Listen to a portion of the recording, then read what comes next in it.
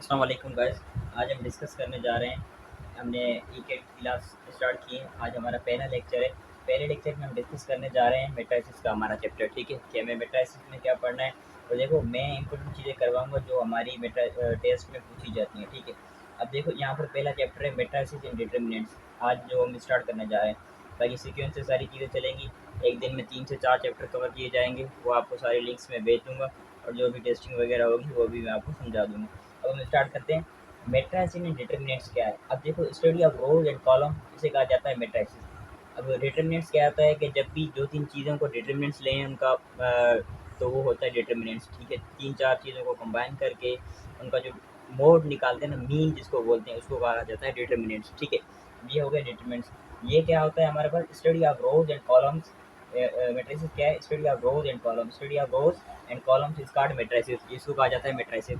अब रो क्या होती है, रो हमारे पास वो होती है जो हॉरिजॉन्टल एक्स एक्सिस पे होती है। मतलब ये हमारे पास रो है। ठीक है, ये वाली ये क्या है, ये रो है। इसको कहा जाता है रो। और कॉलम्स क्या होता है, वर्टिकल वाई एक्सिस पे, जो वाई एक्सिस पे होता है वो होता है कॉलम। मतलब ये हमारे पास कॉलम है। ये 2 और 5 जिसमें आ रहा है ना, 2 और 5, ये हमारे पास क्या है, कॉलम है।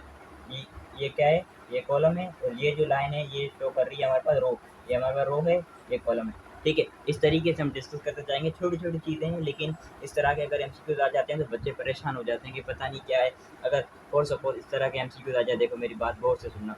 अगर इस तरह के एमसीक्यूज आ जाए कि भाई हमारे पास नल मैट्रिक्स का रो मैट्रिक्स क्या होगा। ठीक है, ठीक है, इस तरह का आ जाए कि नल मैट्रिक्स को अगर हम रो मैट्रिक्स में चेंज करें तो कैसे होगा, नल मैट्रिक्स का रो मैट्रिक्स कैसे होगा, वो तो नल मैट्रिक्स है ना, उसका तो कुछ भी नहीं है। तो इस तरह की चीज़ें कंफ्यूज करती हैं। अब इसी तरह आगे बात कर लेते हैं। हमारे पास आ जाता है रेक्टेंगुलर मैट्रिक्स क्या होती है, जिसमें रो और कॉलम इक्वल ना हो। मतलब एम शो करता है आपकी रो को, एन शो करता है कॉलम को। ये हमारे पास जो एम है ये आपकी रो है और ये एन है आपका कॉलम है। एम और रो और कॉलम नॉट इक्वल इक्वल ना हो तो ये क्या मैट्रिक्स कहा जाती है, ये मैट्रिक्स कहा जाती है रेक्टेंगुलर मैट्रिक्स। जिसमें रो और कॉलम इक्वल ना हो उसे कहा जाता है रेक्टेंगुलर मैट्रिक्स। ठीक है, रेक्टेंगुलर मैट्रिक्स मैट्रिक्स कहा जाता है उसे। इसी तरह एमसीक्यू की बात कह रहा हूँ। इसी तरह एमसीक्यू की आगे बात कर लेते हैं। स्क्वायर मैट्रिक्स, स्क्वायर मैट्रिक्स क्या होती है। अब देखो, रेक्टेंगुलर की बात की ना। अब देखो यहाँ पर 2 रोज हैं और 3 कॉलम है। ये हमारे पास ये दो, एक फर्स्ट रो, सेकेंड रो। ये हमारे पास 2 रो हैं। कॉलम कितने हैं इसमें, एक कॉलम, दो, ये तीन। 3 कॉलम है हमारे पास, 3 कॉलम है और 3 कॉलम है और 2 रो हैं। तो मतलब हमारे पास यहाँ पर ये इक्वल नहीं है, तो ये क्या होगा, ये होगा रेक्टेंगुलर मैट्रिक्स। स्क्वायर मैट्रिक्स, ये छोटी छोटी चीज़ें, ये मेहरान में इस तरह की चीज़ें आ जाती हैं। इस तरह के MCQ Mehran, NED, doubt side में पूछे जाते हैं। इसी तरह और कायदे एवं यूनिवर्सिटी में भी। इसी तरह एमसीक्यू नंबर इसी तरह स्क्वायर मैट्रिक्स की बात कर लेते हैं। स्क्वायर मैट्रिक्स क्या होता है, स्क्वायर मैट्रिक्स हमारे पास वो होती है जिसमें हमारे पास रो इक्वल हो और कॉलम भी इक्वल हो। अब ये हमारे पास 2 बाई 2 की मैट्रिसेस है। मतलब इसके रो भी 2 हैं, कॉलम भी 2 हैं। ठीक है, ये 2 रो हैं, ठीक है, और ये 2 कॉलम है। इसके 2 रो 2, तो मतलब 2 बाई 2 की मैट्रिसेस है। इसी तरह यहाँ पर देख लेते हैं। अब ये है 3 बाई 3 की, इसमें 3 रो हैं और 3 कॉलम है। देख रहे हो ना, 3 रो हैं और 3 कॉलम है, तो ये भी हमारे पास स्क्वायर मैट्रिक्स है। ये स्क्वायर मैट्रिक्स होती है। अब देखो, every square matrix have only 2 diagonals. हमेशा जब भी स्क्वायर मैट्रिक्स होगी उसके 2 डायगोनल होंगे। ठीक है, 2 diagonal. Every square matrix have only 2 diagonals. Square matrix होगी तो उसके 2 डायगोनल्स होंगे। और उसको ये भी कहा जाता है, मेन डायगोनल्स भी कहा जाता है, प्रिंसिपल डायगोनल भी कहा जाता है, लीडिंग डायगोनल भी कहा जाता है उसे। ठीक है, इसी तरह हम बात कर लेते हैं आगे मैट्रिक्स की। डायगोनल मैट्रिक्स, डायगोनल मैट्रिक्स क्या होती है।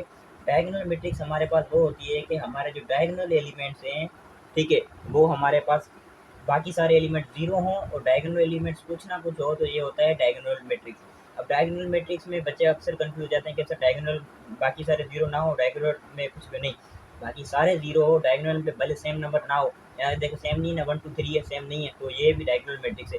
सेम हो तब भी डायगोनल मैट्रिक्स है, सेम ना भी हो तब भी डायगोनल मैट्रिक्स है। वो तब जब बाकी ऑल रिमेनिंग्स आर जीरो, सारे जीरो हो, सिर्फ डायगोनल हमारे पास कुछ नंबर हो। ठीक है, इसी तरह आगे बात कर लेते हैं स्केलर मैट्रिक्स।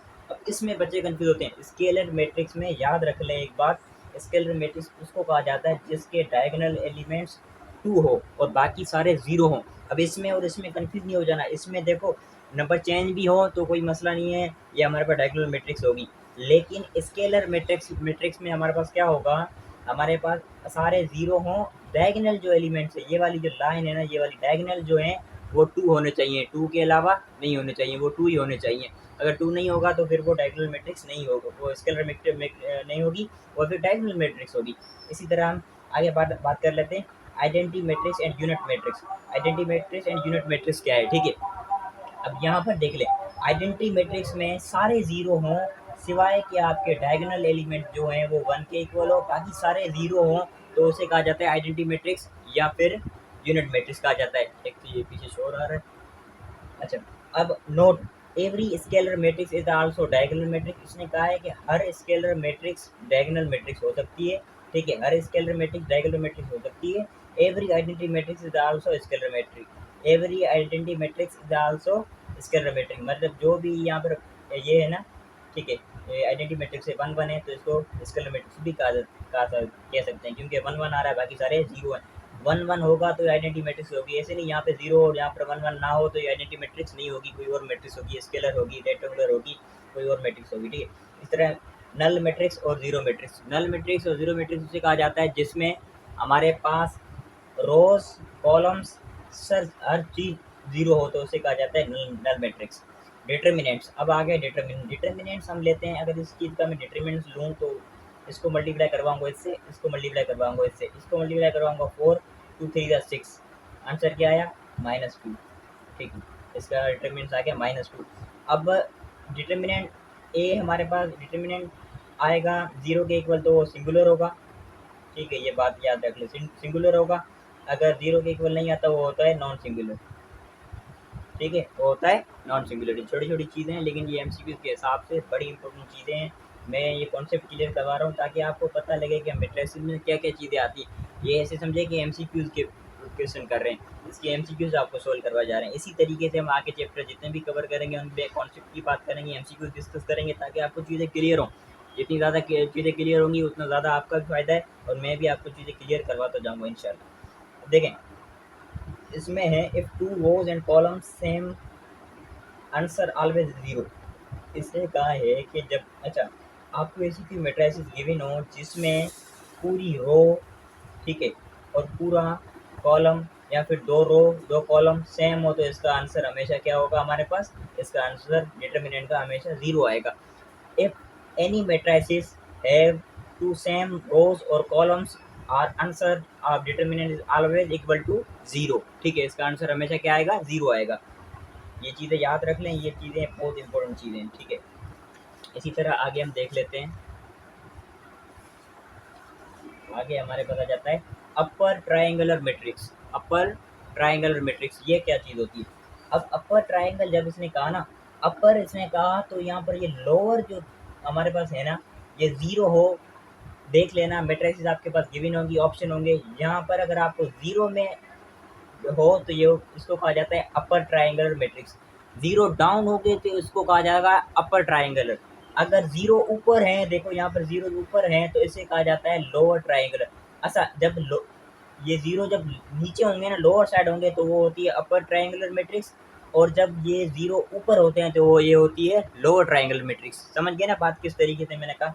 जब भी यहाँ पर नीचे यहाँ पर ज़ीरो होंगे तो उसे कहा जाता है अपर ट्रायंगुलर मैट्रिक्स, और जब ऊपर ज़ीरो होंगे तब इसे कहा जाता है लोअर ट्रायंगुलर मैट्रिक्स, ठीक है।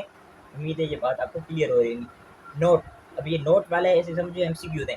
If a matrices is upper triangle or lower triangle then it's said to be triangle matrix। इसने कहा है कि आपके पास जो अपर ट्रायंगल और लोअर ट्रायंगल हैं उसे क्या कहा जाता है, उसे कहा जाता है ज़ीरो। मतलब देखो यहाँ पर ये ज़ीरो हो, यहाँ पर ज़ीरो हो, डायगोनल कोई ना कोई एलिमेंट हो तो उसे कहा जाता है हमारे पास ट्रायंगुलर मैट्रिक्स। ट्रायंगुलर मैट्रिक्स क्या होती है, हमने अपर ट्रायंगल मैट्रिक्स की बात कर ली, लोअर ट्रायंगल मैट्रिक्स की बात कर ली। अब ट्रायंगल मैट्रिक्स क्या होती है, ट्रायंगल मैट्रिक्स वो होती है जिसमें कि भाई हमारे पास ऊपर ज़ीरो हो, यहाँ पर ज़ीरो हो, डायगोनल एलिमेंट कुछ ना कुछ हो तो उसे कहा जाता है हमारे पास ट्रायंगुलर मैट्रिक्स, ठीक है। उम्मीद है आपको ये बात समझ आ गई होगी। आगे बात कर लेते हैं transpose of a matrix. Transpose का क्या मतलब होता है कि आपके पास अगर कोई मैट्रिक्स गिवन है, अब देखो यहाँ पर ये हमें मैट्रिक्स गिवन है 2/3 की, 2 रो हैं और 3 कॉलम है। अब इसको हमने चेंज करना है, ट्रांसपोज लेना है। ट्रांसपोज में क्या करेंगे, जो हमारे पास रो होगी वो कॉलम में चेंज हो जाएगी। ये पूरी रो है 1 2 3, इसको चेंज कर दिया कॉलम में 1 2 3 0 5 7 ये रो है, इसको चेंज कर दिया कॉलम में, ये हमने चेंज कर दिया। तो अब ये मैट्रिक्स क्या होगी, इसमें 3 रो एंड 2 कॉलम्स हो गई। पहले क्या थी, पहले इसका ऑर्डर क्या था, 2 रो 3 कॉलम। अब जब इसको ट्रांसपोज लिया, रो को हमने चेंज कर दिया कॉलम में, तो इसका क्या हो गया ऑर्डर, 3 रो 2 कॉलम, 3 रो 2 कॉलम हो गया, ठीक है। इसी तरह एमसीक्यू सॉरी इसी तरह आगे बात कर लेते हैं symmetric matrix and skew symmetric matrices. ये क्या होती हैं, साइमेट्रिक मैट्रिक्स और स्क्यू साइमेट्रिक मैट्रिक्स। अब देखो, a square matrix A is called symmetrics when, अच्छा, स्क्वायर साइमेट्रिक मैट्रिक्स वो होती है जब हम ए का ट्रांसपोर्ट लें और वो इक्वल आ जाए ए के, तो इसे कहा जाता है साइमेट्रिक मैट्रिक्स।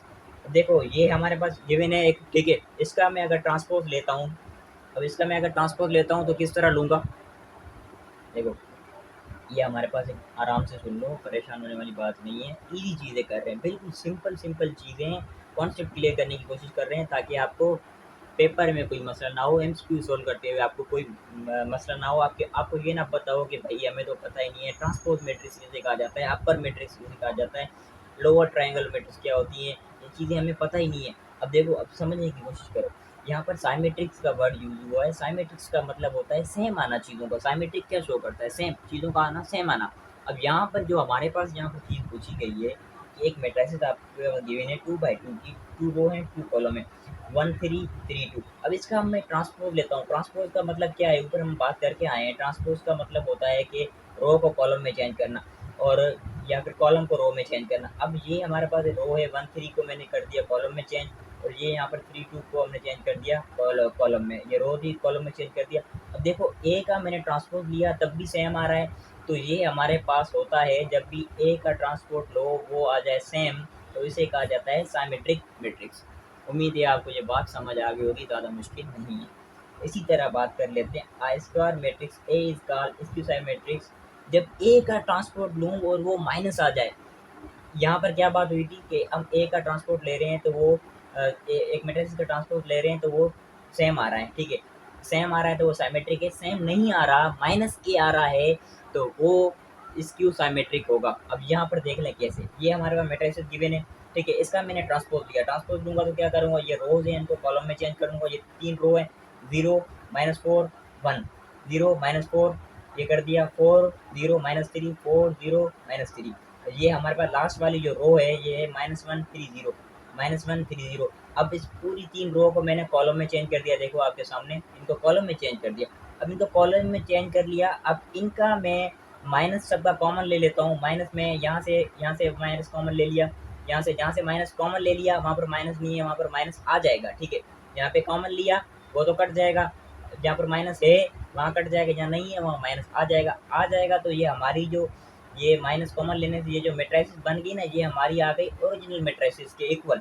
तो ये हमारे पास क्या हो गया कि ए का जब हम ट्रांसपोर्ट ले रहे हैं तो वो -1 के इक्वल आ रहा है, अगर माइनस को हम बाहर रख रहे हैं, माइनस कॉमन ले रहे हैं तो हमारे पास वो चीज़ें बन जा रही हैं। तो ये होता है स्क्यू सिमेट्रिक, मतलब कि हमारी ओरिजिनल मैट्रिक्स जो है उसका ट्रांसपोर्ट लें, फिर उसका माइनस कॉमन लें, तो वो माइनस कॉमन लेने के बाद वो एट जो हमारी ओरिजिनल मैट्रिक्स थे उसके इक्वल आ जाए, तो उसे कहा जाता है स्क्यू साइमेट्रिक मैट्रिसेस, ठीक है, उसे कहा जाता है स्क्यू साइमेट्रिक ट्रांसपोर्ट। इसी तरह आगे हम बात कर लेते हैं, यहाँ पर देखो चीज़ें ज़्यादा आसान हैं, कोई मसले वाली बात नहीं है, आपने परेशान नहीं होना, ठीक है, ज़्यादा मुश्किल लेक्चर्स नहीं दूंगा मैं टू द पॉइंट बात करूँगा, जो चीज़ें हमसे पूछी जा रही हैं। ज़्यादा हम यहाँ बैठ के मैं आपको दूसरी चीज़ें पढ़ाऊँ, एक्स्ट्रा चीज़ें पढ़ाऊँ, वो हम नहीं करेंगे। अब यहाँ पर देखें, skew symmetric matrix all the diagonal elements are zero. अब देखो इसने एक बात कही कि स्क्यू सिमेट्रिक्स में, in skew symmetrics all the diagonal elements are always zero, मतलब कि स्क्यू सिमेट्रिक्स की कोई भी हमारे पास मैट्रिक्स गिवन होगी, उसकी ये वाली लाइन में खींच रहा हूँ ना, इसे कहा जाता है डायगोनल एलिमेंट्स या फिर प्रिंसिपल एलिमेंट्स या फिर leading elements, these are always are zero in skew symmetric matrix, ठीक है, उसने कहा है कि हमेशा ये ज़ीरो होता है। इसी तरह आगे बात कर लेते हैं Hermitian matrix and skew Hermitian matrix. A square matrix over belong to rational या फिर सिंपल स्क्वायर हर्मिशियन ए के ऊपर कॉन्जुगेट हो और उसका ट्रांसपोर्ट लूँ तो ए के इक्वल आ जाता है, this is called skew sorry Hermitian matrix. And दूसरा इसका ट्रांसपोर्ट लूँ और माइनस के इक्वल आ जाए, सेम साइमेट्रिक और स्क्यू साइमेट्रिक का हो रहा है। यहाँ पर इसका ट्रांसपोर्ट ले रहे हैं, ए के इक्वल आ रहा है तो हर्मिटियन मैट्रिक्स है, और इसका दोबारा ए के ऊपर कॉन्जुगेट के ट्रांसपोर्ट ले रहे हैं, माइनस ए के इक्वल आ रहा है तो ये हो जाएगा skew Hermitian matrices. Note in Hermitian matrices matrice element of main diagonal are real numbers and symmetric elements are conjugate to each other। इसने कहा है कि हर्मिटियन मैट्रिसेस में हमारे पास जो डायगोनल एलिमेंट्स होंगे, देखो यहाँ पर ये मैंने मैट्रिसेस बनाएगी, हर्मिटियन में ये डायगोनल एलिमेंट्स जो होंगे वो हमेशा क्या होंगे, रियल होंगे, ठीक है। और साइमेट्रिक में हर्मिटियन में इसने कहा है कि वो एलिमेंट जो डायगोनल होंगे वो रियल होंगे, और साइमेट्रिक में इसने कहा है कि वो जो एलिमेंट होंगे वो कॉन्जुगेट होंगे एक दूसरे के, क्या होंगे, कॉन्जुगेट। कॉन्जुगेट मतलब plus minus plus minus plus minus plus minus होंगे, ठीक है, कॉन्जुगेट होंगे एक दूसरे के। इसी तरह आगे बात कर लेते हैं नोट। नोट वाली चीज़ें बहुत इंपॉर्टेंट है, इन पे फोकस करिएगा, ये एक तरह के एमसीक्यूज हैं।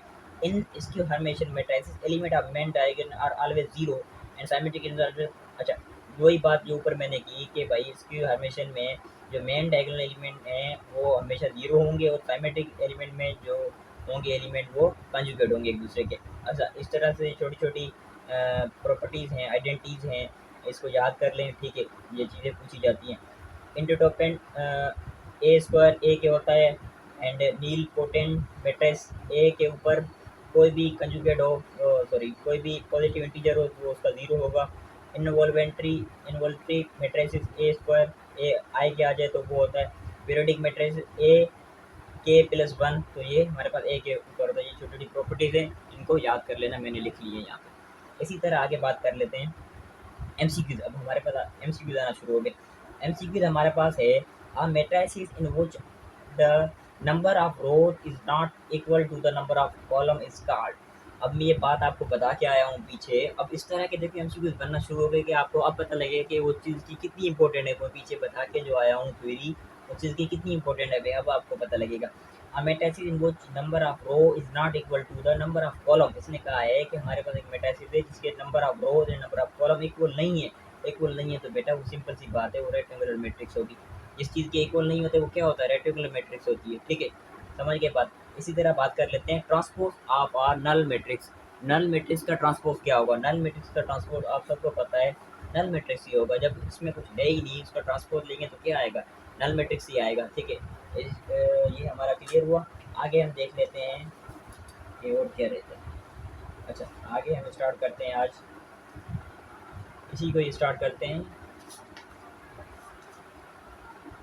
अब थ्योरी हमने कवर कर ली, अब हम एमसीक्यूज़ पे बात कर लेते हैं कि इसमें एमसीक्यूज़ किस तरीके से आ सकते हैं और किस तरीके से नहीं आ सकते।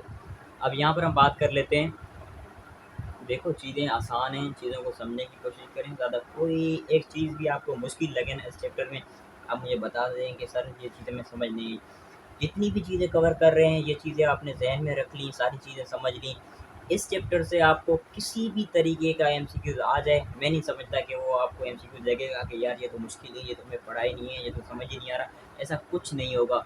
ये आपने अगर वीडियो लेक्चर अच्छे से समझ लिया और कॉपी पे नोट डाउन करके पूरा समझ लिया तो आपको मैट्रिसेस के चैप्टर में कोई मसला नहीं होगा। इसी तरीके से हम सारे चैप्टर्स कवर करते जाएंगे ताकि कॉन्सेप्ट भी क्लियर हो, एमसीक्यू सोल्व करने का तरीका भी पता लग जाए, और मेन चीज़ होती है जब भी किसी टेस्ट को क्रैक करना हो तो आपका कॉन्सेप्ट देखा जाए कि आपको कॉन्सेप्ट किस तरीके से, कॉन्सेप्ट अगर आपका क्लियर है तो आप टेस्ट क्लियर कर सकते हैं, कोई मसले वाली बात नहीं।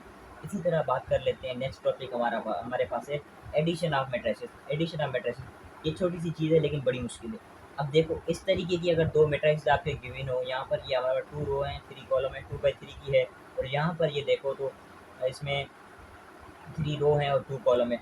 इसका ऑर्डर देखो, एक चीज़ नोट करो, इनका ऑर्डर सेम है नहीं, इनका ऑर्डर सेम नहीं है। एडिशन में और मल्टीप्लिकेशन में हमें ऑर्डर्स पे बड़ा फोकस करना होता है। अब देखो यहाँ पर ये ऑर्डर्स इनका सेम नहीं है, ये 2/3 है, ये 3/2 है, तो ये हमारे पास यहाँ पर इसकी एडिशन पॉसिबल ही नहीं है, ये एडिशन कभी भी नहीं हो सकती। एडिशन तब पॉसिबल होगी जब हमारे पास दोनों मैट्रिसेस के हमारे पास ऑर्डर इक्वल हो। ये देखो यहाँ पर ये दूसरा एग्जाम्पल, ये एग्जाम्पल तो कैंसिल हो गया, इसको हम ऐड नहीं कर सकते। अब दूसरा यहाँ पर है ये 2/2 की है, ये 2/2 की है, तो इसको हम एडिशन कर सकते हैं, बिल्कुल इसकी एडिशन पॉसिबल है क्योंकि इसका ऑर्डर ऑफ मैट्रिसेस सेम है। अब यहाँ पर मैं इसको ऐड करूँगा, 1 से 5 ऐड करूँगा तो 6 आ जाएगा, और 2 में 6 ऐड करूँगा 8 हो जाएगा, 3 में 7 ऐड करूँगा 10 हो जाएगा, और 4 में 8 ऐड करूँगा तो यहाँ पर 12 हो जाएगा। तो ये हमारे पास आ गई एडिशन। ठीक है, चीज़ें आसान है, कोई मसले वाली बात नहीं है। इसी तरह हम आगे बात कर लेते हैं। आगे हमारे पास आ जाता है एडिशन आइडेंटिटी। एडिशन आइडेंटिटी क्या है? अब ये चीज़ है जीरो मैट्रिक्स और जीरो का आइडेंटिटी आइडेंटिटी है, यहाँ जीरो हो या आपके पास नल मैट्रिक्स है उसे कहा जाता है additive identity. Multiplication of matrix, multiplication of matrix क्या है? अब देखो मल्टीप्लिकेशन में सेम एडिशन वाला मेथड यहाँ पे यूज़ होगा, इस पे यहाँ पे थोड़ा फोकस करना है। इस तरह के एमसीक्यूज आए हैं, टेस्ट में आते हैं, म्यूटेटिव टेस्ट में आते हैं, और आपकी बाकी जितनी भी इंस्टीट्यूशन हैं उनमें ये चीज़ें आती हैं। यहाँ पर देखें, एक मैट्रिक्स हमारे पास गिवन है 2/2 की, एक है हमारे पास 2, इसमें 2 रो हैं 2 कॉलम, इसमें अब 2 रो हैं कॉलम 1 है। देखो हमेशा मल्टीप्लिकेशन में याद रखना, फर्स्ट का कॉलम देखते हैं, सेकंड का रो देखते हैं। अब यहाँ पर मैं फर्स्ट का कॉलम देखता हूँ तो कॉलम हमारे पास हमेशा होता है सेकंड में। फर्स्ट का कॉलम क्या है 2, सेकंड की रो क्या है 2, तो इसकी मल्टीप्लिकेशन पॉसिबल है। देखो फर्स्ट का कॉलम हमारे पास आ गया 2, सेकंड की हमारे पास रो आ गई 2। ठीक है, तो इसके ये ऑर्डर सेम है तो इसका फर्स्ट का कॉलम और सेकंड की रो सेम है तो इसकी मल्टीप्लिकेशन पॉसिबल है। ठीक है, इसकी मल्टीप्लिकेशन क्या है? पॉसिबल है।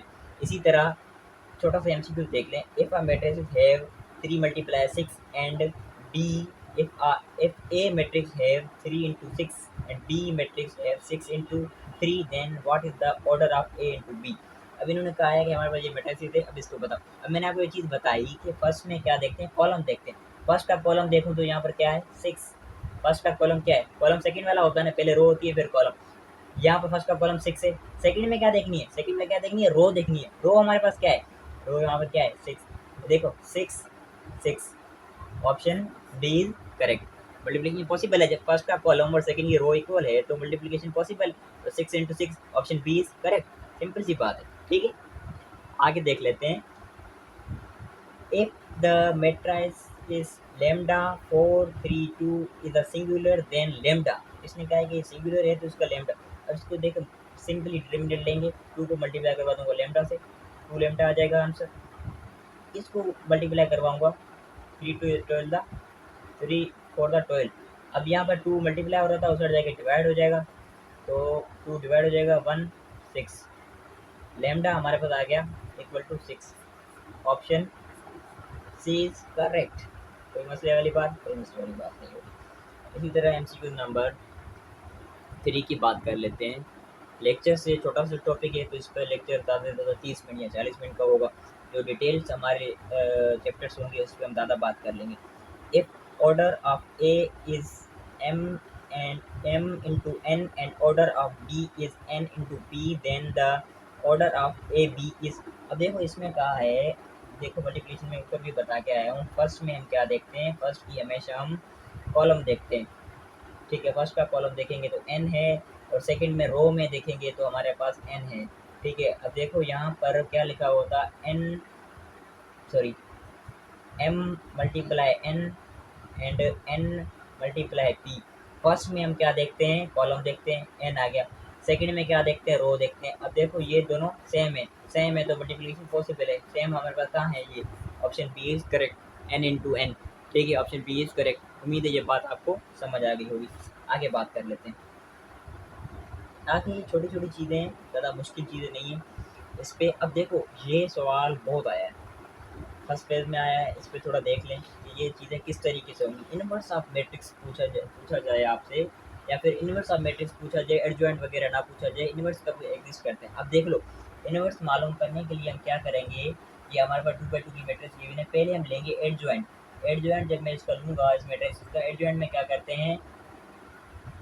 ये जो है इनकी साइन चेंज करते हैं, 3 6 हो जाएगा, और इनके क्या कहते हैं, सॉरी इनका 3 और 6 हो जाएगा। एक एक मिनट,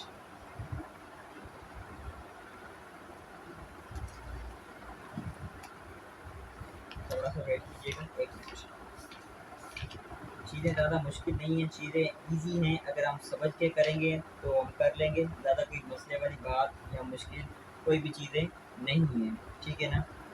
और इंशाल्लाह हम ये चीज़ें सारी कवर कर लेंगे, कोई मसले वाली बात नहीं है। अब देखो, यहाँ पर ये हमें चीज़ गिवन है, इसमें हम बात कर लेते हैं कि इसको हम किस तरीके से सॉल्व करेंगे। अब इसमें हम ये करेंगे, सॉरी ये मैंने थोड़ी यहाँ पे मिस्टेक कर दी। इसमें हम ये करेंगे कि हमारे पास एक मैट्रिक्स गिवन है, इसको हम क्या करेंगे, यहाँ पर 6 और 3 की प्लेस चेंज करेंगे, मतलब 6 आ जाएगा इधर और 3 आ जाएगा इधर, और यहाँ पर ये जो है ना, ये हो जाएगा -4, ये हो जाएगा -5। मतलब कि एडजॉइंट लेने के लिए हम 6 और 3 की प्लेस चेंज करेंगे, 6 चला जाएगा 3 की जगह पे, 3 आ जाएगा 6 की जगह पे, और 4 और ये इनको लगा देंगे माइनस, तो ये हमारे पास एडजॉइंट आएगा। अब ये हमारे पास एडजॉइंट आ गया, एडजॉइंट आने के बाद आप डिटर्मिनेंट लेंगे। आपको पता होना चाहिए कि डिटर्मिनेंट हमेशा ओरिजिनल मैट्रिक्स का लेते हैं, ऐसा ना हो कि आप एडजॉइंट जिसका ले लिया उसका डिटर्मिनेंट लेंगे, नहीं। डिटर्मिनेंट हमेशा ओरिजिनल मैट्रिक्स का डिटर्मिनेंट लेना है। डिटर्मिनेंट लेंगे तो इसका आंसर हमारे पास आ जाएगा 3, 4, 5 एंड 6। अगर इसका मैं डिटरमिनेंट लेता हूँ ओरिजिनल मैट्रिक्स का, तो क्या आएगा, 3 मल्टीप्लाई 6 18 माइनस 4 20, आंसर क्या आया -2।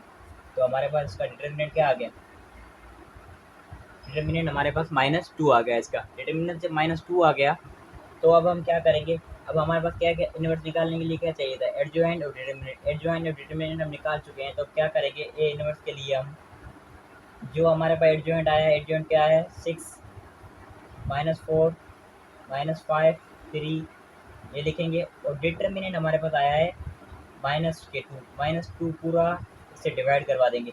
-2 जब डिवाइड करवाएंगे तो आंसर हमारे पास आएगा, -2 जब डिवाइड करवाएंगे तो माइनस ये इससे मल्टीप्लाई होगा तो 3 आ जाएगा, इससे मल्टीप्लाई होगा तो 2 आ जाएगा, और ये है यहाँ पर हो जाएगा 5/2, और ये अब 3/2। तो ये हमारे पास आ गया इसका डिटर्मिनेंट, सॉरी इनवर्स। इसी तरह बात कर लेते हैं एमसीक्यू नंबर 7 की, सॉरी एमसीक्यू की बात कर लेते हैं। इसमें इनवर्स पूछा गया है, ए इनवर्स। अब इनवर्स इसका पॉसिबल है या नहीं है, 4 ऑप्शन गिवन है, 0 होगा, 9 होगा, -3 होगा या नॉट पॉसिबल। डिटर्मिनेंट इसका लेंगे तो 2 3 6 और 6, जब 6 से करेंगे तो आंसर क्या आएगा, 0। 0 आएगा तो उसका डिटर्मिनेंट पॉसिबल ही नहीं है, उसका इन्वर्स पॉसिबल ही नहीं है। सॉरी, जब भी किसी का आपको इन्वर्स लेने का कहे तो आप पहले उसका डिटर्मिनेंट लेंगे, अगर डिटर्मिनेंट 0 आ रहा है तो नॉट पॉसिबल, डिटर्मिनेंट 0 नहीं आ रहा तो इसका इन्वर्स पॉसिबल है। इसका इन्वर्स होगा तो 2 मल्टीप्लाई होगा 6, 6 मल्टीप्लाई 6, आंसर क्या आएगा, 0। 0 जब इसका आंसर आ गया तो इसका हम क्या करते हैं, नॉट पॉसिबल। जब इसका आंसर ही 0 आ गया डिटर्मिनेंट्स का, तो इसका इन्वर्स निकलेगा ही नहीं, तो ये हमारे पास हो जाएगा नॉट पॉसिबल, ठीक है, ये हमारे पास हो जाएगा नॉट पॉसिबल। इसी तरह बात कर लेते हैं माइनर। माइनर MIJ या 2 3, इसने कहा है कि इसका माइनर निकालो। माइनर किस तरीके से निकालेंगे, हमारे पास ये चीज़ गिवन है, इसका हमें माइनर बताना है कि माइनर हम इस चीज़ का कैसे निकालेंगे। अब एक चीज़ हमें गिवन है, इसका माइनर हमें बताना है, तो किस तरीके से करेंगे हम। अब देखें, इसने कहा है 2 3, मतलब कि हमारे पास सेकेंड रो, ठीक है, ये हमारी रो और थर्ड कॉलम गया, सेकेंड रो थर्ड कॉलम गया, तो ये हमारे पास क्या बचेगा, 1 9 7 2, ये बचा, ठीक है। अब यहाँ से ये मल्टीप्लाई होगा, ये हमारे पास ये चीज़ बच जाएगी, ये मल्टीप्लाई होगा 2 9 7 63, ये हमारे पास आंसर क्या आ जाएगा, माइनस का 61, ठीक है। ये हमारे पास आ गया माइनर। माइनर इस तरीके से निकालेंगे, जिस चीज़ का हमें पूछा, इसने कहा है 2 3, मतलब सेकेंड रो थर्ड कॉलम, ये सेकेंड रो पूरी गई, ये थर्ड कॉलम पूरा गया, बच क्या गया 1972, 1972 मल्टीप्लाई किया 1 2 7 9 63, जब 2 से 63 माइनस होगा तो 61, माइनर आ गया माइनस का 61। माइनर क्या आ गया हमारे पास, माइनस का 61। अब इसने कहा है को फैक्टर मालूम करो। को फैक्टर जब इसका मालूम करूँगा तो माइनस के ऊपर, -1 के ऊपर पावर है 1 + IJ, -1 IG हमारे पास क्या है, मतलब रो और कॉलम को शो कर रहा है। रो और कॉलम क्या है हमारे पास, 2 + 3 की बात की है, और यहाँ पर MIJ मतलब कि हमारा इसका क्या कहते हैं, माइनर क्या इतना निकला है, माइनर निकला है -160, जैसे मल्टीप्लाई हो जाएगा -160 किया गया। अब -1 के ऊपर पावर है 5 मल्टीप्लाई -61। अब आपको पता है कि ऊपर पावर ओड है तो माइनस का साइन माइनस का ही रहेगा, इवन होती तो ये प्लस हो जाता। -1 मल्टीप्लाई -61, ठीक है। जब माइनस माइनस मल्टीप्लाई हो जाएगा ये प्लस के 61 हो जाएंगे, तो इसका हमारे पास को फैक्टर क्या आ गया 61। समझ आ गई बात। चीज़ें इसकी ईजी हैं, ज़्यादा मुश्किल नहीं है, समझने की कोशिश करना। ये मैं आपको सारी चीज़ें इसमें जितने भी चैप्टर्स में थी ट्रिक्स वगैरह, जितनी भी इम्पोर्टेंट चीज़ें थी सारी कवर कर ली हमने, कुछ भी इस चैप्टर में नहीं छोड़ा। इसी तरह बात कर लेते हैं, एक और हमारे पास सवाल है यहाँ पर, find the minor of A2 and cofactor. Minor निकालना है, और माइनर जब भी निकालेंगे तो क्या करेंगे, इसने कहा है फर्स्ट रो और सेकंड कॉलम। फर्स्ट रो ये हमारे पास है, फर्स्ट रो खत्म, सेकंड कॉलम पूरा सेकंड कॉलम खत्म, सेकंड कॉलम गया, फर्स्ट रो हो गई, दो चीज़ें खत्म हो गई, फर्स्ट रो खत्म हो गई, सेकंड कॉलम खत्म हो गया। अब हमारे पास क्या बचा 4 5 2 -5। अब ये चीज़ें बच गई क्योंकि फर्स्ट रो चली गई, सेकंड कॉलम चला गया। अब क्या बचा 4 5 2 -5। इसको मल्टीप्लाई करवाऊंगा तो 4 5 का 20 माइनस के, और ये हो गया माइनस के 10। इनको प्लस करूँगा तो क्या हो जाएंगे माइनस के 30। अब हमारे पास क्या आ गया, माइनर आ गया माइनस का 30, माइनर क्या आ गया माइनस का 30। अब हम निकालेंगे इसका कोफैक्टर। कोफैक्टर कैसे निकालेंगे, कोफैक्टर के लिए हमारे पास फार्मूला होता है -1 के ऊपर आई जे हमारे पास क्या क्या गिवन है 1 + 3, इसका रो और कॉलम ये लिख दिया, और मल्टीप्लाई करवा देंगे इसको एम आई जे से। एम आई जे मतलब हमारे पास जो निकला। अब यहाँ पर -1 के ऊपर 1 + 3 करूँगा तो इसका 1 + 2 सॉरी 1 + 2 तो इसका आंसर आएगा 3। मल्टीप्लाई इसको करवाऊँगा, माइनर क्या निकला है -30, -30 से मल्टीप्लाई होगा। अब इसके ऊपर पावर ओड है दोबारा, तो इसका आंसर आएगा -1। जब -1 -30 से मल्टीप्लाई होगा तो इसका हमारे पास आंसर आ जाएगा प्लस के 30, तो इसका कोफैक्टर आ गया +30। उम्मीद है ये बात आपको समझ आ गई होगी। या फिर इस में से कोई भी आपसे माइनर या कोफैक्टर पूछे तो आपको ईजिली बता सकते हैं। इस तरह एमसीक्यूज आगे बात कर लेते हैं। If A B C are matrices then A B C का होल ट्रांसपोर्ट। ट्रांसपोर्ट क्या होगा, अब इसका ट्रांसपोर्ट ये होगा कि हमारे पास पहले सी का ट्रांसपोर्ट करेंगे, सी का ट्रांसपोर्ट आ गया, फिर बी का ट्रांसपोर्ट, फिर ए का ट्रांसपोर्ट, ठीक है। तो ऑप्शन बी इज करेक्ट होगा, मतलब पहले सी का ट्रांसपोर्ट होगा, फिर बी का ट्रांसपोर्ट, फिर ए का ट्रांसपोर्ट, तो ऑप्शन बी इज करेक्ट होगा। इसी तरह एमसीक्यू नंबर 2 की बात कर लेते हैं। The adjoint of A B C D is. Adjoint में मैंने आपको पहले भी कहा है कि हम क्या करते हैं, एड जॉइंट में पीछे हम बात करके आए हैं कि हम यहाँ पर इन जगह की प्लेसेस चेंज करते हैं और इन जगह की वैल्यूज को माइनस कर देते हैं। इन जगह की प्लेसेस चेंज करेंगे तो हमारे पास क्या हो जाएगा, देखो इसका ऑप्शन ए इज़ करेक्ट होगा। अब यहाँ पर sorry, option A is not correct, इसका जो ऑप्शन करेक्ट होगा वो क्या होगा, ए एंड बी इनकी प्लेसेस चेंज करूँगा, तो मतलब उसके प्लेसेस चेंज करूँगा क्या हो जाएगा डी ए, और इनकी माइनस कर दूँगा -बी -सी, ठीक है। तो इसका देखो आपको कौन सा ऑप्शन करेक्ट लग रहा है, आप बताएं कि इसमें से आपको कौन सा ऑप्शन करेक्ट लग रहा है। तो इसका ऑप्शन जो सिंपली करेक्ट होगा वो ऑप्शन डी इज़ करेक्ट होगा, ऑप्शन डी करेक्ट होगा। मतलब कि इनकी हम प्लेस चेंज करेंगे और इनको हम साइन चेंज करेंगे, तो ऑप्शन डी इज़ करेक्ट होगा। इसी तरह एमसीक्यू नंबर 3 की बात कर लेते हैं। एमसीक्यू नंबर 3 में क्या पूछा गया, if A into A multiply B equal to B multiply A. ये तब पॉसिबल होगा जब हमारे पास ए एंड बी इक्वल हो, तो ये तब पॉसिबल होगा, ठीक है। इसी तरह बात कर लेते हैं, if A is symmetric then A minus A का ट्रांसपोर्ट। इसका आंसर क्या होगा, इसका आंसर ये होगा, जब भी साइमेट्रिक की बात करेगा, साइमेट्रिक में आपको पता है कि ए का ट्रांसपोर्ट ए के इक्वल आता है। अब देखो यहाँ पर ये ए माइनस ए आ जाएगा, तो आंसर क्या आएगा 0, ऑप्शन सी इज करेक्ट होगा ना। जब इसकी साइमेट्रिक की बात करेगा, ठीक है, तो ए का ट्रांसपोर्ट क्या आएगा माइनस का ए, यहाँ पर माइनस का ए, तो इसका आंसर क्या आना चाहिए 2a, 2a, इसका 2a आएगा जब ये इस तरह पूछेगा, लेकिन अभी इसका आंसर सी होगा, ठीक है ना। फाइंड द माइनर, अब मैंने चीज़ पे ज़्यादा फोकस कर दिया, फाइंड द माइनर, माइनर निकालना है बस हमें। माइनर किस तरह निकालते हैं, 7 का इसने कह दिया, 7 अब आ रहा है फर्स्ट रो में, ठीक है, ये फर्स्ट रो में 7 आ रहा है। ठीक है, sorry first row, I am sorry सुन ले आराम से। यहाँ पर ये वाली रो ख़त्म हो जाएगी और ये वाला कॉलम ख़त्म हो जाएगा। ठीक है, ये वाली रो, ये रो, ये ख़त्म। Third column, first column, third row ख़त्म। अब इसको मल्टीप्लाई करवाएंगे, 32, 8 बचेगा, 9 बचेगा, 3 बचेगा, 4 बचेगा। इनको मल्टीप्लाई करवा दूंगा, 32, 3 9 में 27, 32 में 27 के आंसर क्या आएगा? 5। Option C is correct, answer is 5। ठीक है, एमसीक्यू नंबर 6 की बात कर लेते हैं। एमसीक्यू नंबर 6 में बात कर लेते हैं, यूनिवर्स एग्जिस्ट और नॉट। ये एमसी 2/2 की मैट्रिक्स दी हुई है, इसका यूनिवर्स एग्जिस्ट करता है या नहीं करता। मल्टीप्लाई करवाऊंगा, 2 4 द 8, 2 4 द 8,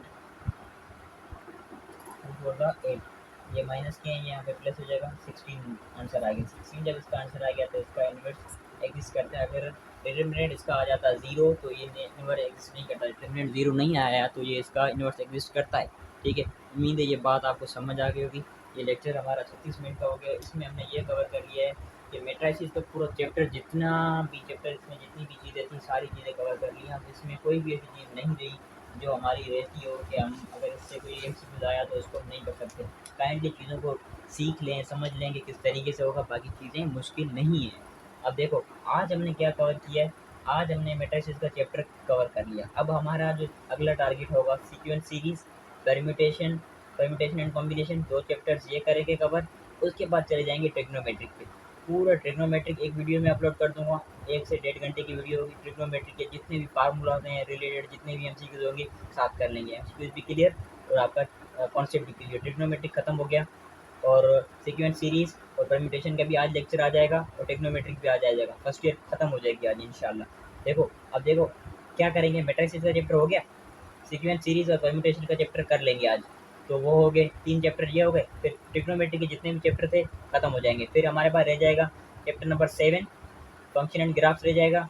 वेक्टर्स ये हम कर लेंगे, इजी चीज़ें। और कॉम्प्लेक्स नंबर के इतने एमसीक्यूज खास आ नहीं रहे, उसको भी हल्का फुल्का देख लेंगे, ज़्यादा कोई मुश्किल बात नहीं है। इंशाल्लाह फर्स्ट ईयर कवर हो जाएगा। मैं तो कहता हूँ कि आज हम क्या करें, बल्कि आज इतना ही करते हैं, काफ़ी है। वीडियो भी लंबी हो गई है, बाकी हम दूसरी वीडियो में डिस्कस कर लेते हैं कि हमने और क्या पढ़ना है। ठीक है ना, मेहनत करें, ज़्यादा चीज़ें मुश्किल नहीं होंगी और इस तरीके के सवाल होंगे। ज़्यादा अगर किसी को कोई मसला आ रहा है, कोई चीज़ समझ नहीं आ रही तो मुझसे वो पर्सनली भी पूछ सकते हैं। ठीक है, आज के लिए इतना काफ़ी है। अल्लाह हाफ़िज़।